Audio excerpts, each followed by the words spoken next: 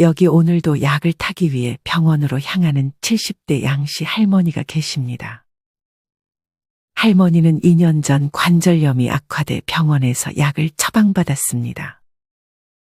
하지만 얼마 안 가 평소보다 혈압이 상승해 다른 병원에 가서 혈압약을 받았습니다. 할머니는 단순 나이가 들어 혈압이 올라갔다고 생각했습니다.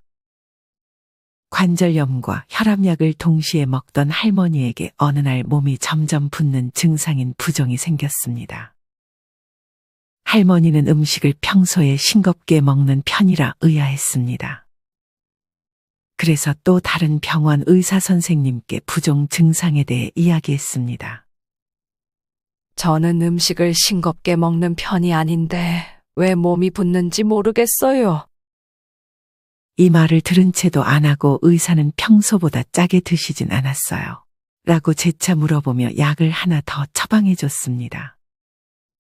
부종약을 처방받고 얼마 후에 할머니에게 통풍이 생겼습니다. 맥주를 즐겨 마시는 것도 아니고 집안 내력도 없는데 갑자기 통풍이 생겨 할머니는 의아했습니다. 고기를 좋아했던 할머니였기에 자식들은 고기를 너무 먹어서 그런 거 아니냐며 병원에 가보라고 거듭 조언했습니다. 그렇게 통풍을 치료받기 위해 또 다른 병원에 방문해 통풍 조절제 약을 처방받고 얼마 안 가 건강검진을 받았는데 간 수치가 확 나빠진 것을 확인할 수 있었습니다. 이를 본 의사는 재차 간보호제를 처방해 주었습니다. 이렇게 근 2년 동안 할머니가 먹는 약의 개수가 기하급수적으로 늘었습니다. 관절염을 치료하기 위해 병원을 방문했다가 약이 순식간에 10개 정도가 됐습니다. 할머니는 이 약들을 다 먹기도 힘들었습니다. 할머니는 이전까지는 약을 거의 먹지 않고 건강기능식품 정도만 챙겨 먹을 정도로 몸이 건강했습니다. 하지만 병원을 가서 처방해주는 약을 먹는데 계속 몸이 안 좋아지는 것을 느꼈습니다. 할머니는 원인을 알지 못했습니다. 하루 종일 누워있는 할머니에게 딸이 다가와 말을 건넵니다. 엄마, 암도 아니신데 못 드시고 왜 계속 누워만 있으세요? 딸은 점점 대소변도 못 가리시고 자꾸 깜빡거리는 엄마를 보며 엄마가 치매인지도 의심했습니다. 그래서 딸은 엄마를 데리고 신경과에 가 치매 검사를 받았습니다. 딸의 불안했던 예감대로 할머니는 치매 판정을 받았습니다. 할머니는 그곳에서 치매약과 뇌영양제를 처방받았습니다. 하지만 할머니를 괴롭히는 것은 여기서 끝나지 않았습니다. 치매약 중에는 요실금을 악화시키는 부작용을 가진 약물이 있었는데 이것 때문에 할머니는 밤마다 소변이 마려워 3번씩 깨는 일상을 반복해야 했습니다. 이에 따른 할머니를 데리고 다시 비뇨기과를 방문해야 했습니다. 소변 때문에 자주 깬다는 할머니의 말을 들은 의사는 더욱 강한 약을 할머니에게 처방해 줬습니다. 하지만 이 약은 졸림과 무기력증을 유발하는 부작용이 있었습니다. 약을 장기 복용하다 보니 몽롱하고 어지러움 증상이 심해졌던 할머니는 그만 침대에서 떨어지며 뼈가 부러지는 낙상 사고를 당했습니다. 할머니는 더 이상 일상생활이 불가능한 상태가 되어버렸고 자식들은 바빠서 아무도 할머니를 간호할 수 없었습니다. 할머니는 이렇게 요양원으로 들어갈 수밖에 없는 신세가 되었습니다. 할머니는 단지 무릎이 아파 관절염을 예방하고자 병원을 방문했는데 결과적으로 요양원에 들어가는 상황이 됐습니다. 여러분은 할머니가 이렇게 된 게 병원에서 처방받은 약들 때문이라는 게 믿어지시나요? 할머니는 그냥 의사가 처방해준 약을 먹었을 뿐이었는데 점점 중증 질환자가 되어버렸습니다. 여러분, 혹시 양씨 할머니처럼 의사가 처방하는 약이 뭔지도 모르고 그냥 주는 대로 다 먹고 있지 않으신가요? 혹은 고령의 부모님과 시부모님 대신 약을 받아오는데 그냥 이 약 저 약 다 받아오지는 않으신가요? 하지만 이제는 이렇게 처방받은 약을 무작정 믿고 다 먹는 것은 피하는 것이 좋습니다. 우리나라 노인분들은 지금 너무 많은 약을 복용하고 있다는 연구 결과가 있습니다. 한국보건의료연구원에서 2012년부터 2021년까지 총 10년 동안 66세 인구 약 330만 명의 약물 섭취 현황을 분석한 결과 만 66세에 접어든 젊은 노인분들 중 무려 35.4%가 5개 이상의 약을 한 해 동안 3달 이상 복용하고 있으며 이 중 8.8%는 무려 10개 이상의 약을 동시에 복용하고 있다고 합니다.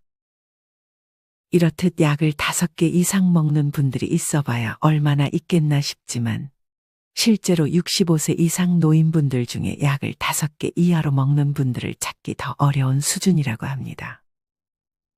건강보험공단의 노인 실태조사에 따르면 우리나라 전체 노인 처방약 개수는 5.3개라고 합니다. 안타까운 말이지만 약물 부작용을 약물로 덮는 것이 지금 현재의 실태라는 말도 있습니다. 나이가 들수록 젊을 때와는 달리 신진대사가 느리고 약물에 더욱 민감해지기 때문에 같은 약을 먹어도 부작용이 일어날 가능성이 크다고 합니다. 이로 인해 복용하는 약의 개수를 점점 줄이는 것이 중요함에도 오히려 점점 늘어가는 것이 현실입니다. 이렇게 약을 많이 먹는 것을 다제약물 복용이라고 하는데 이 다제약물 복용이 큰 문제로 나타나고 있습니다. 만성질환을 1개 이상 보유함과 동시에 10개 이상의 약을 60일 이상 복용하는 환자를 다제약물 복용자라고 칭하는데 고령 인구와 만성질환자의 증가로 여기에 속하는 환자의 수가 2019년 81만 5천 명에서 2022년 117만 5천 명으로 크게 늘었습니다. 하지만 약의 개수가 증가하는 것은 실제로 병원에 입원할 확률과 심지어 사망률을 올린다는 연구 결과도 있습니다. 건강보험 일산병원 연구소에서 발표한 다제약물 복용자의 약물 처방 현황과 기저질환 및 예후에 관한 연구 결과에 따르면 5개 이상의 약을 먹는 사람은 그보다 적게 약을 섭취하는 사람보다 병원에 입원할 확률이 18%, 사망할 확률은 무려 25% 높다고 합니다. 심지어 처방약의 개수와 입원 및 사망 위험이 거의 정비례 수준이라는 자료도 있습니다. 약을 11개 이상 복용할 경우 2개 이하로 복용하는 사람들보다 입원 위험이 45%, 사망 위험은 54%까지 올라간다고 합니다. 이는 즉 약을 많이 먹는 것 자체가 역설적이게도 건강을 위협함을 보여주는 연구 결과입니다. 서울아산병원 노년내과의 정의원 교수님의 말에 따르면 복용하는 약의 개수가 5개를 넘어가면 약으로 인한 부작용을 겪을 가능성이 올라가고 약을 10개 이상 복용할 시 부작용이 발생할 확률은 100%에 육박한다고 합니다. 이렇듯 약을 무작정 많이 먹는 것은 오히려 내 몸에 독이 되는 것입니다. 우리는 옷 하나를 고르는 것에도 많은 것을 따지고 고민을 하지만 유독 병원에 가서 약을 처방받을 때는 무조건 의사 선생님의 말이 정답이라고 생각하고 의사 선생님이 처방해주는 약을 먹는 것이 옳은 것이라고 생각합니다. 하지만 약은 우리 몸속 안으로 들어오는 것이고 우리의 건강과 바로 직결되기 때문에 스스로가 약을 잘 따져보는 것이 중요합니다. 물론 모든 의사가 그런 건 아니고 훌륭하신 분들도 많지만 사실 환자의 말을 듣기 귀찮아하는 의사들도 많은 것이 현실입니다. 어떤 분은 당과 고지혈증이 있었지만 혈압은 없었는데 류마티스내과에서 비스테로이드 진통제를 처방받아 오래 복용을 했고 어느 날부터 갑자기 부정맥이 심해져 다시 병원을 갔더니 고혈압약을 처방받아야 할 정도로 혈압이 나빠지고 혈관들도 좁아져 있었다고 합니다. 이게 끝이 아니라 몸과 얼굴이 심하게 붓는 증상, 그리고 얼마 뒤부터는 발가락에 열이 나면서 붓고 칼로 저미는 듯한 통증으로 통풍약을 처방받았다고 합니다. 그 외에도 염증 생기는 부위마다 각자 다른 병원을 다니다 보니 어느 순간 먹는 약이 12개가 되었다고 합니다. 이렇게 약은 먹는데 몸은 자꾸 더 나빠지고 설사와 변비를 번갈아 하며 온전한 배변은 생각지도 못하고 위장이 움직이지 않는 듯한 느낌마저 들었다고 합니다. 나중에 알고 보니 비슷한 종류의 위장약을 한 번에 3알씩 먹고 있었던 것이었습니다. 이분은 더 이상 병원 가고 약 먹는 것도 지쳐 오히려 약을 안 먹으면서 1년간 쉬었더니 몸이 좋아졌다는 말도 남겨주셨습니다. 이분이 가는 병원의 의사 선생님 한 분이라도 미리 환자가 어떤 약을 복용하고 있는지 체크를 해주었다면 이렇게 몸의 병이 더 심해지는 상황을 피했을 수 있지 않았을까 하는 생각도 듭니다. 물론 먼저 환자에게 복용 중인 약을 물어봐주는 의사분들도 있습니다. 어떤 분은 여러 병원을 전전하다가 한 내과를 갔는데 거기에 계신 의사 선생님이 먹고 있는 약 다 가져오라고 하시고 머리를 싸매고 한참을 고민하시더니 다시 약을 세팅해 주셨다고 합니다. 그 중에는 중복된 약도 여러 개 있었고 개수가 엄청 많았습니다. 워낙 바빴기 때문에 간단하게 불편한 증상에 대해서만 약 처방을 내리고 끝낼 수도 있었는데 이런 수고스러움을 환자를 위해 선택하는 훌륭하신 의사 선생님도 계십니다. 하지만 이런 좋은 의사 선생님을 만나는 것은 운에 따라 달라질 수 있습니다. 우리의 건강을 운에 기대는 것보다 스스로 질문하는 습관을 가지는 것이 좋습니다. 어떤 분은 항상 약 처방받기 전에 의사 선생님께 질문부터 하고 약을 처방받는다고 합니다. 이처럼 먹고 있는 약들을 직접 보여주기도 하고 처방해주는 약을 지금 먹고 있는 약과 같이 먹어도 되는 것인지 중복되는 약은 없는지 항상 물어보는 습관을 가져야 합니다. 이 중 특히 다음 약제 2가지는 반드시 잘 확인하는 것이 좋습니다. 첫 번째는 PPI로 불리는 위산억제제입니다. 이는 곧 속쓰림을 줄이고 위장관 출혈을 막기 위해 일반적으로 처방하고 있는 약입니다. 위산억제제는 각 병원마다 하나씩은 꼭 넣어주는 약 중 하나이기 때문에 반드시 중복으로 처방이 되지는 않았는지 확인해야 합니다. 심지어 병원을 3군데 방문했는데 이 3군데 모두에서 똑같은 위산억제제를 처방받은 분도 계셨습니다. 이분은 똑같은 위산억제제 약을 3개나 먹게 되는 것입니다. 아무리 아픈 것을 낫게 해주는 약이라도 똑같은 것을 3개나 먹으면 어떻게 될까요? 부작용이 생기지 않을 수 없게 됩니다. 특히나 위산분비 억제제인 PPI를 복용하면 사망 위험이 급증한다는 미국 연구팀의 경고가 나왔던 적이 있습니다. 특히 이것을 장기 복용할수록 위험이 더 증가한 것으로 나타났습니다. 이런 약에 의한 부작용을 줄이기 위해서라도 먹고 있는 약이 있는 경우 그 약의 목록을 항상 진료하는 의사 선생님에게 보여주는 것이 좋습니다. 대개 환자분들은 의사 선생님들이 그냥 약만 봐도 어떤 약인지 다 알 것이라 생각하지만 약 종류가 워낙 많기 때문에 실제로는 모르는 경우도 있다고 합니다. 이 경우 어떤 약인지 적혀있는 약봉투나 처방전을 가져가거나 건강보험심사평가원에서 나온 건강이음 앱을 활용해서 의사 선생님께 보여줄 수도 있습니다. 건강이음 앱은 스마트폰에 직접 다운받아야 하는 것인데 자세한 이용 방법은 유튜브에 건강이음 앱 사용법이라고 검색 후 따라해 보세요. 이렇게 내가 먹는 약은 내가 잘 알고 있어야 한다는 사실을 잊지 마시길 바랍니다. 2번째 조심해야 할 약제는 항불안제와 수면제의 역할을 하는 벤조디아제핀입니다. 이 벤조디아제핀은 우울하고 잠 못 드는 노인들에게 처방되는 약 중 하나입니다. 이 약제는 특히 요양원에서도 자주 쓰이는 약제라고 합니다. 주로 불면증 치료에 자주 쓰이는데 65세 이상 노인 환자에게 장기작용 벤조디아제핀계 약제 처방률이 2016년 기준 전체 OECD 국가 중 우리나라가 1위를 차지했습니다. 그만큼 우리나라에서 처방이 과도하게 이루어지는 약입니다.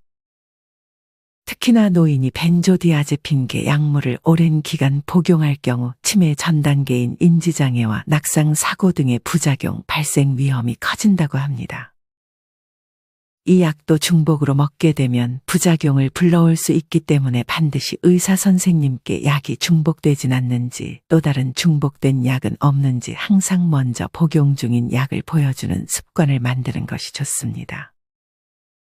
이렇듯 자기가 어떤 질환을 가지고 있는지 그에 따라 어떤 약을 먹고 있는지 아는 것이 매우 중요합니다. 거의 대부분은 아마 뭐가 어떤 약인지 모르고 주는 약은 다 드실 것입니다. 여러분, 지금 먹는 약이 어떤 약인지도 모르는데 내 몸속으로 들어온다는 사실이 무섭지 않으신가요? 이에 반드시 경각심을 가지고 우리는 어떤 효과를 가진 약이 내 몸속으로 들어오는 건지 반드시 스스로가 알고 있어야 합니다. 그리고 모든 의사 선생님이 복용 중인 약이 있는지 진료 전에 미리 물어보지 않습니다. 항상 병원에 방문하기 전에 이전에 받았던 처방전들을 챙겨서 이러이러한 약을 복용 중이라는 사실을 미리 알리는 것이 중요하다는 것을 다시 한번 강조드립니다. 추가적으로 제1정형외과 병원 김영택 원장님은 다음의 상황을 주의해야 한다고 조언했습니다. 바로 통증으로 처방하는 약 중에 신독성이나 간독성을 일으킬 수 있는 약들이 포함되는 경우입니다. 특히 통증과 염증 조절 목적으로 사용되는 스테로이드 주사나 경구제는 적합한 상황에 사용하면 아주 좋은 약이지만 장기간 노출되는 경우 만성질환을 유발할 수 있는 위험이 있는 약이라고 합니다. 때문에 이 경우 의사와 상의하여 주기적으로 혈액 검사를 실시하고 지금 현재 상태에 맞추어 적절한 약을 처방받는 것이 중요하다고 합니다. 이뿐 아니라 약이 잘못 처방되는 것도 주의해야 합니다. 실제 3년 전에 의사가 약을 잘못 처방한 것이 뉴스에 나왔던 적이 있었는데 이때 약을 잘못 처방한 것을 환자가 따졌더니 의사는 웃으면서 잘못 클릭했다고 말했다고 합니다. 사람 목숨이 달린 일에 웃으면서 말할 수 있다는 사실이 참으로 화가 나기도 합니다. 이처럼 의사도 실수를 하는 경우가 종종 있습니다. 이런 이유 때문에 우리는 약의 정보를 더더욱 스스로가 잘 알고 있어야 하는 것입니다.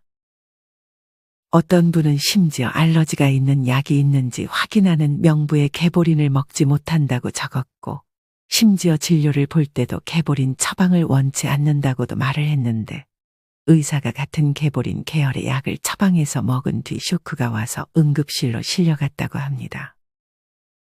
이분은 다시 병원에 처방한 약을 들고 가서 항의를 했고 그 병원에서 전산 시스템을 나중에 확인해 보더니 자기네 측 실수라며 병원비는 받지 않겠다고 다음부턴 주의하겠다는 말만 들어야 했다고 합니다.